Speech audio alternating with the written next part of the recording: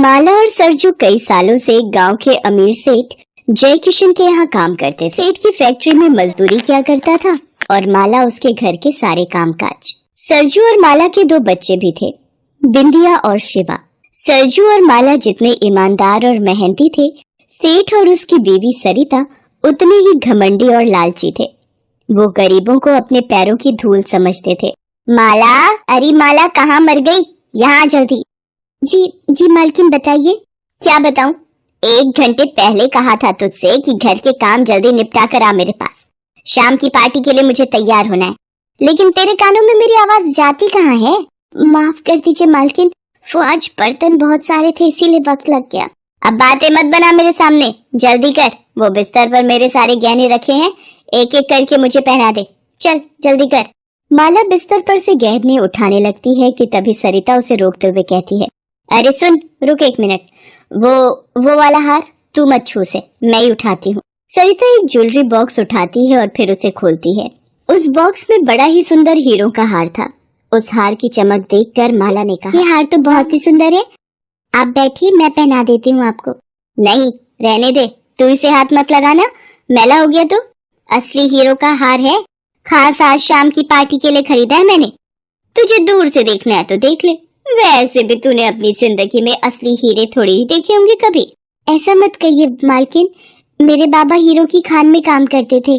बचपन में मैंने बहुत हीरे देखे हैं, वो भी बिल्कुल असली। रहने दे, मजदूरी करके खान से हीरे निकालना अलग बात है और उन्हें खरीद कर गले में पहनना अलग। चल अब बातें बनाना बंद कर और मुझे तैयार कर जल्दी से, वैसे ही बहुत देर हो गई है। माला चुपचाप सरिता को तैयार करने लगती है। ये सरिता की आदत थी। उसे अपनी अमीरी पर इतना घमंड था कि वो अपनी महंगी चीजों का दिखावा करने का एक भी मौका नहीं छोड़ती थी, खास तौर पर माला के सामने, क्योंकि वो जानती थी कि ये सब खरीद पाना माला के बस से बाहर था। दूसरी तरफ माला को बाकी चीजों से इतना फर्क नहीं पड़ता था, लेकिन गहनों का उसे भी बड़ा शौक था, पर वो कभी अपना ये शौक पूरा नहीं कर पाई। सरिता तैयार होकर सेठ के साथ पार्टी में चली गई और माला सारे काम निपटा कर अपने घर पहुंची। उसका उदास चेहरा देखकर सरजू ने उससे पूछा, क्या हुआ माला, आज क्या दिखाकर जलाया तुझे मालकिन ने? मैं किसी से जलती वलती नहीं हूँ, वो तो बस ऐसे ही। तू मुझसे झूठ नहीं बोल सकती माला, बता दे मुझे, अगर मेरे बस में हुआ तो मैं भी ला दूंगा तेरे लिए।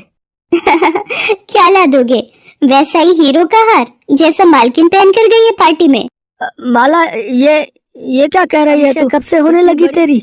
हाँ तो क्या बुरा है ख्वाहिश रखने में? सिर्फ पेट भरना ही जीवन का नाम है क्या? माला की आंखों में बेबसी के आंसू थे। वो गुस्से में घर की दहलीज पर आकर बैठ जाती है। तभी वहाँ एक बूढ़ी अम्मा आती है और अपना खाली कटोरा माला की तरफ बढ़ाते हुए कहती है, इस बुढ़िया के पेट की आग बुझा दे बेटी, भगवान तेरी हर इच्छा पूरी करेगा। खाना तो मैं दे दूंगी अम्मा, पर मेरी इच्छा पूरी करना शायद भगवान के बस की बात भी नहीं है। इतना कहकर माला घर के अंदर जाती है और कुछ ही देर में खाना लेकर वापस आती है। बूढ़ी अम्मा उससे खाना ले लेती है और फिर उससे कहती है, ऐसा नहीं है बेटी, भगवान चाहे तो क्या नहीं कर सकता। जैसे तूने इस वक्त खाना खिलाकर मेरी इच्छा पूरी की है, वैसे ही भगवान तेरी भी इच्छा जरूर पूरी करेंगे। बूढ़ी अम्मा अपने पुराने झोले में से कुछ निकालकर माला को देती है और कहती, ये ले बेटी, भगवान का प्रसाद समझ कर रख ले। और हाँ, मेरी एक बात हमेशा याद रखना बेटी, इच्छा बस तब तक इच्छा रहती है जब तक वो पूरी नहीं हो जाती। असली इम्तिहान तो इस बात का है कि अपनी इच्छा पूरी हो जाने के बाद तू क्या करती है।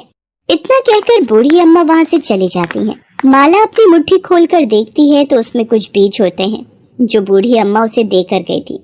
वो उन बीजों को सरजू के पास लेकर जाती है और उसे सारी बात बताती है। नहीं आ रहा कि इन बीजों का करना क्या है और न ही कुछ और जो वो अम्मा मुझसे कहकर गई।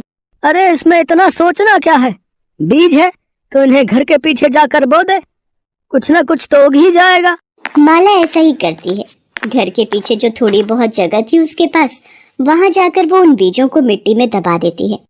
कुछ ही दिनों में वहाँ कुछ पौधे उग जाते हैं, जिन्हें देखकर बिंदिया माला से कहती है, माँ देखो ना, घर के पीछे कितने सुंदर पौधे उगाए हैं, उनकी पत्तियां एकदम चमकीली हैं। माला तुरंत जाकर देखती है, वाकई उन पौधों की पत्तियां बिल्कुल अलग तरह की। अरे हाँ रे बिंदिया, ये तो वही जगह है जहाँ मैंने वो बूढ़ी अम्मा के दिए बीज दबाए थे। लगता है उन्हीं से ये पौधे उगाए हैं। तुम दोनों इन्हें तोड़ना मत, ठीक है? इन्हें थोड़ा और बड़ा होने दो, फिर शायद इनमें कोई फूल या फल भी आ जाए। उस दिन से माला उन पौधों की अच्छे से देखरेख करने लगती है। कुछ ही दिनों में वो पौधे काफी बड़े हो जाते हैं और उनमें बड़े ही सुंदर फूल भी उगने लगते हैं। फिर एक दिन तेज आंधी में एक पौधा टूट जाता है। ये देखकर सरजू माला से कहता है, माला, ये पौधा तो लेकिन टूट इसकी गया। जड़ अभी भी ठीक है। ऐसा करता हूँ, इसे उखाड़ कर दूसरी जगह लगा देता हूँ। वैसे भी इन पौधों के लिए यहाँ जगह कम पड़ रही है। हाँ ठीक है, ये सही रहेगा। सरजू जैसे ही उस टूटे पौधे की जड़ उखाड़ता है, उसकी आंखें फटी की फटी रह जाती हैं। पौधे की जड़ में कई सारे चमकीले पत्थर लटक रहे थे। माला ने उन पत्थरों को छूकर देखा और फिर चौंकते हुए बोले, ये तो हीरे हैं जी, वो भी बिल्कुल असली। क्या कह रही है माला? अगर ये सच है तो? अगर नहीं जी, ये बिल्कुल सच है। ये असली हीरे ही हैं। अब समझ आई मुझे उन अम्मा की बात। सच में भगवान ने उन्हें भेजा था मेरी इच्छा पूरी करने के लिए। अब बैठे क्या हो, जल्दी करो, बाकी के पौधों को भी उखाड़ कर देखते हैं। माला और सरजू बाकी के पौधों को उखाड़ कर देखते हैं। सभी पौधों की जड़ें असली हीरों से भरी पड़ी थी। उन दोनों ने उन पौधों के फूलों से और बीज तैयार किए और अब तो वो हीरों की खेती करने लगे। माला और सरजू के दिन फिर गए थे। उन हीरों ने उन्हें पूरे गांव में सबसे मालदार बना दिया था। अब माला सारा दिन गहनों से लदी रहती। अब वो दोनों किसी के नौकर नहीं बल्कि सबके मालिक बन गए थे। माला को बूढ़ी अम्मा की बात समझ तो आ गई थी, लेकिन अधूरी। अब सरिता की अमीरी पर घमंड होने लग गया था। एक दिन बाजार में, अरे सरिता, कैसी हो? वैसे दिख तो गरीब ही रही हो। तुम्हारा ये हार कितना फीका है। मेरे हार की चमक के सामने तो ये कुछ भी नहीं। सरिता बिना कुछ कहे वहां से चली गई। माला की सारी इच्छाएं अब पूरी हो गई थी। उसके पास हीरों के खेत थे जो अपने आप में किसी अजूबे से कम नहीं था। फिर एक दिन, माँ जल्दी चलो माँ, देखो शिवा को पता नहीं क्या हो गया, वो उठ ही नहीं रहा। माला भागती हुई शिवा के पास पहुंची। वो जमीन पर बेहोश पड़ा था और उसके एक हाथ में एक बड़ा सा हीरा था। उसे देखकर माला ने गुस्से से पूछा, ये हीरा कैसे आया इसके पास? पता नहीं मालकिन, हमने तो खेत से लाकर बोरी यहीं रखी थी। पता नहीं कब शिवा बाबा ने ये हीरा निकाल लिया। ये तो साफ था कि शिवा ने खेलते हुए उस हीरे को अपनी जीभ से लगा लिया था, जिससे वो बेहोश हो गया। सरजू शिवा को तुरंत अस्पताल लेकर भागा। देखिए, हम बच्चे को बचाने की कोशिश कर रहे हैं, लेकिन उसकी हालत नाजुक है। अब भगवान ही कोई चमत्कार कर सकते हैं। डॉक्टर की बात सुनकर तो जैसे माला के होश ही उड़ गए थे।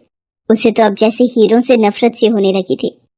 उसने तुरंत अपने शरीर से हीरों के सारे गहने उतारकर फेंक दिए और पास ही बने एक मंदिर में जाकर भगवान के सामने जोर जोर से रोने लगी। हे भगवान, इतनी बड़ी कीमत मत लीजिए मुझसे, मुझे कुछ नहीं चाहिए। मैं हर परेशानी के साथ जी लूंगी, लेकिन अपने बच्चे के बिना नहीं जी सकूंगी मैं। माला मंदिर की दहलीज पर सिर रखकर जोर जोर से रो रही थी। तभी उसे अपने कंधे पर किसी का हाथ महसूस हुआ। उसने पलटकर देखा तो सामने वही बूढ़ी अम्मा खड़ी थी, जिन्होंने उसे पहली बार वो बीज दिए थे।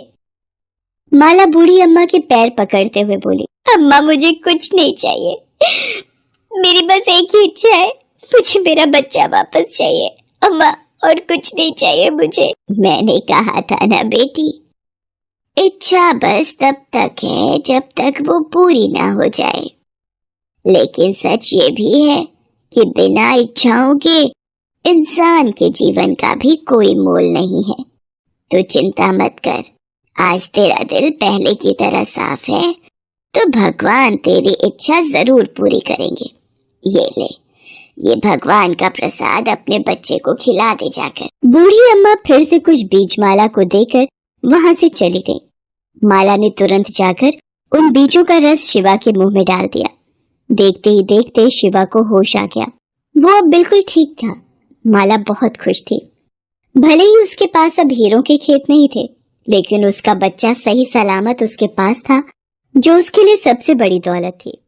हेलो दोस्तों, कैसे हैं आप सब? हमारी कहानियाँ देखने के लिए हमारे चैनल को सब्सक्राइब कीजिए और हाँ, बेल आइकॉन पर क्लिक करना मत भूलिएगा।